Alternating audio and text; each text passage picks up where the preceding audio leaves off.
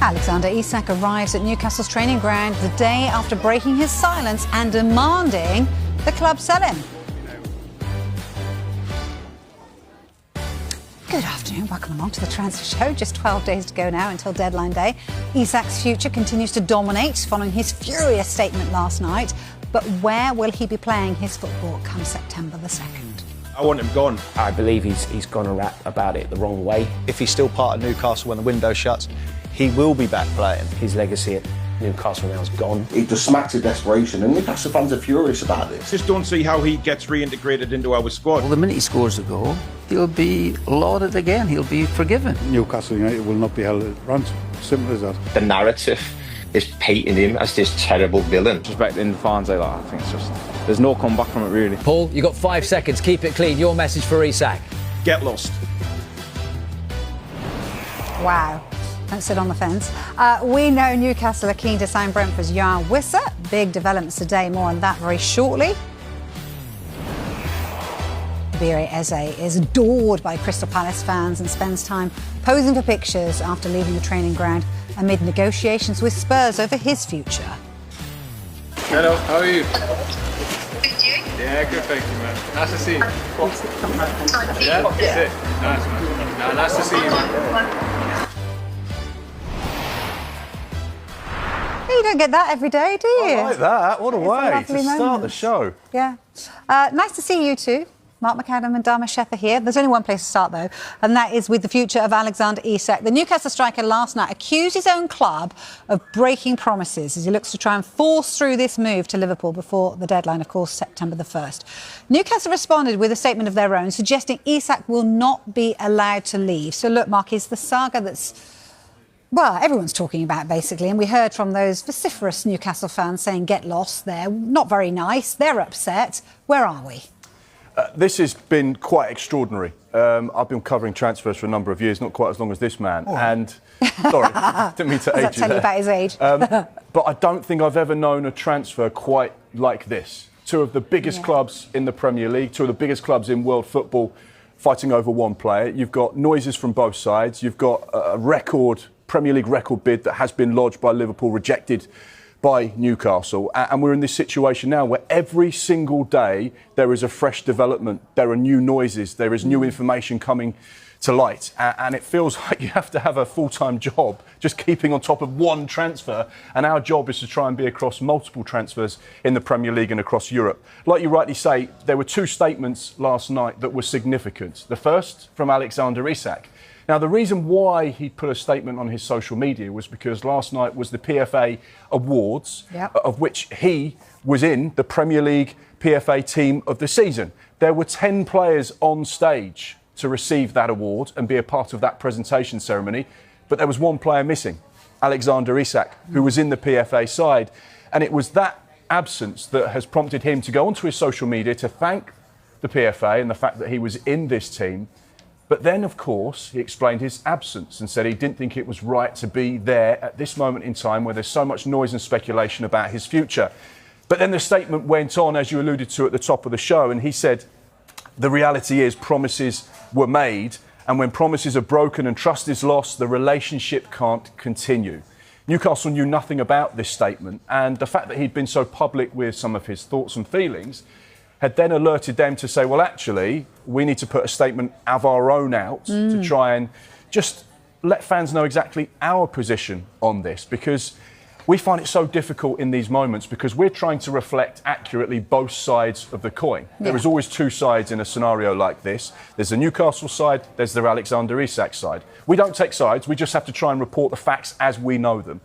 In their statement, they refer to a couple of things. A, the fact that they were disappointed about his stance and his public statement.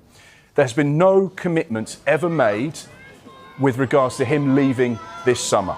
Conditions of a sale have not transpired, and we do not foresee those conditions being met. You can see Alexander Isak turning up to training today around 3 o'clock. He's on his own training regime. He's not currently with Eddie Howe's first team.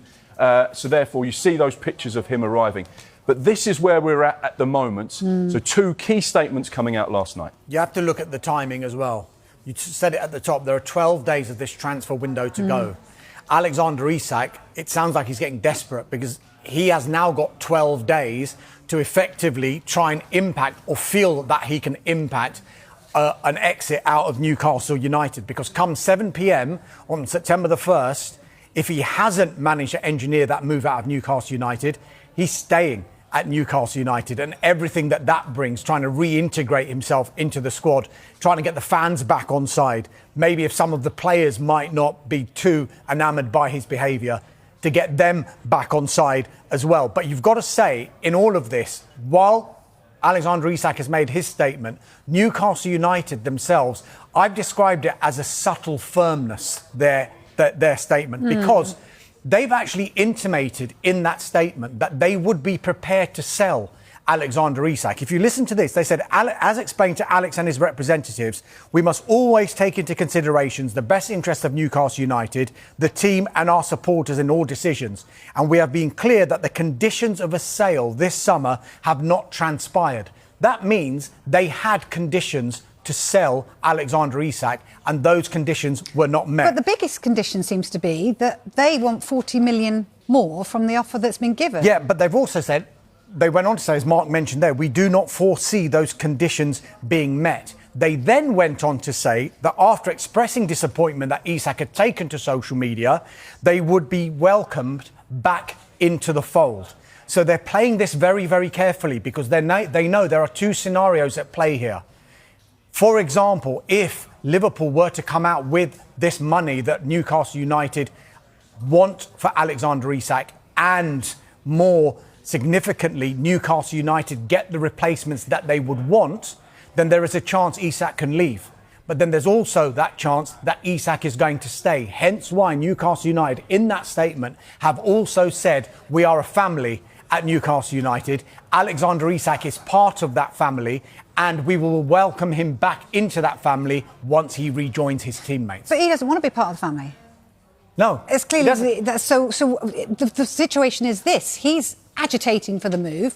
The club is saying, well, hang on, it comes with conditions. The conditions are they want more money, otherwise he can't go anywhere. Surely that's the only condition that there should be, because otherwise... Replacements as well is key. But Newcastle United, just say Liverpool right now put an offer in of £150 million, which is what we believe is the asking price for Alexander Isak.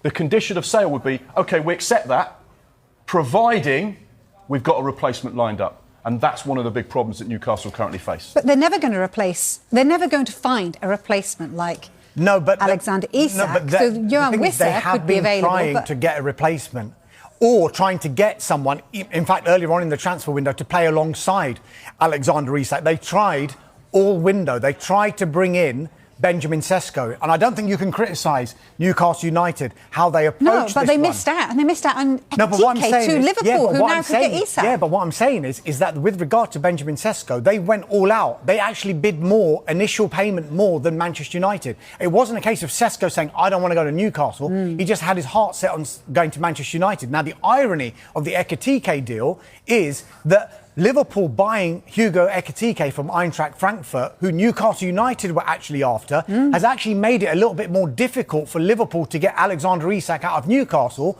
because Newcastle United could have viewed Ekitike as a potential replacement for Alexander Isak, even though it was painted as, we want Hugo Ekitike to play alongside Alexander Isak. But ultimately, though, who wants a player at their club that doesn't want to play for them? No, that doesn't make sense, right? You've got a player that's training on his own at the moment. But look at the precedent that of what's going on. Because there could be loads of players in the Premier League that don't want to play for you anymore. And but that must does happen every day. It must happen every day. Ones we don't hear about either. If they did that, like, you can go for every single player that did that, then they wouldn't have any... You'd have half a squad sometimes, because there'd be like 10 players who can't get into a team. I'm not happy anymore, I want out. But fact is, that's the role of the owners, the sporting director, the manager in particular, to make sure that these players are happy.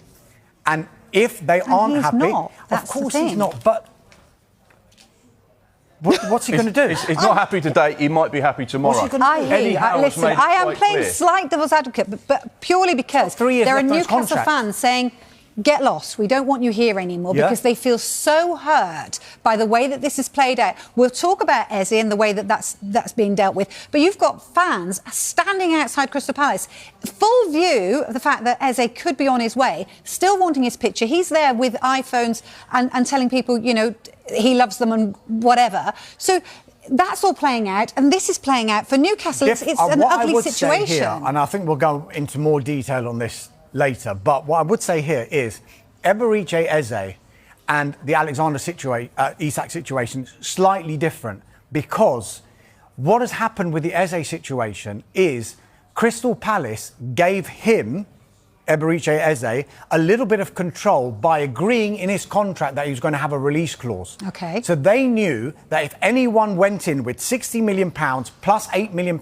in performance-related add-ons under the conditions and the payment terms that Crystal Palace had set out in his contract, Palace knew they couldn't do anything about it, because that club is then free to talk to Eberechi Eze should Eberechi Eze want to talk to that club. And has Isak got a release clause? No. So Eberechi Eze, in his situation, is now saying, right, I've signed that contract, and so I've kind of got a bit of control if a club comes in with that. But I also know that the day before the season starts, that release clause expires. That means, and I've signed this, that the club now have control of how much they can charge for me. So in a way, he has got no issues with Crystal Palace at all.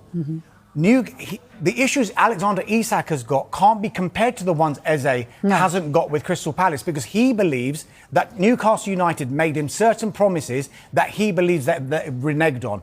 And Newcastle United, for their part, have come back publicly, because he's come out publicly, and they have said that's not true.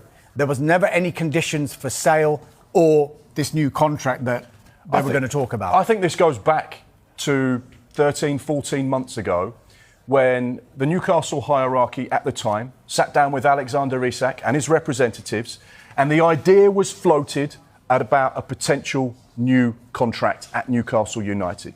And early discussions happened between... A new and improved one. Yes. Obviously, he was still on a long deal. New improved contract. Right.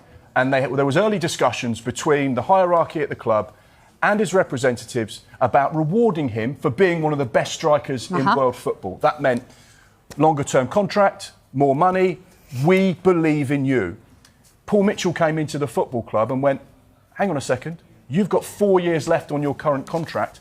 We don't need to give you a new contract. And I believe that statement last night from Isak is reflective of those promises that were made by the football club. Yeah. A new sporting director has come into the football club and said, no, I'm not going to honour what was potentially agreed or those conversations that were started, because I don't believe right now you deserve one with 4 years left on your current deal. And I think that stems, a lot of what happened in the last 24 hours and this summer stems back to those conversations that happened in excess of 12 months ago.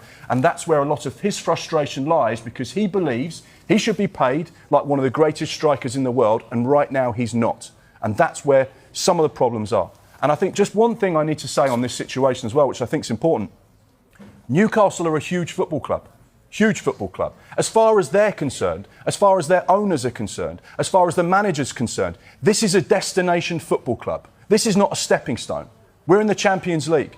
We've spent millions and millions of pounds to create the best team we possibly can under PSR circumstances, right? So therefore, you should want to stay here. Players want to come here. And whilst publicly this summer has been chaotic, internally, they're really pleased with the business they've done. Every single department of that football club has improved. And you look at that starting 11 now, Eddie Howe's got a better team now than he did at the end of the season. Isak being in that Newcastle setup is key to them moving forward. And I don't think it's a certainty he goes. Yeah, and I hear you. And I think that the bottom line is there's a situation on there's both sides to this coin, but I think it's good to kind of hear both sides of it.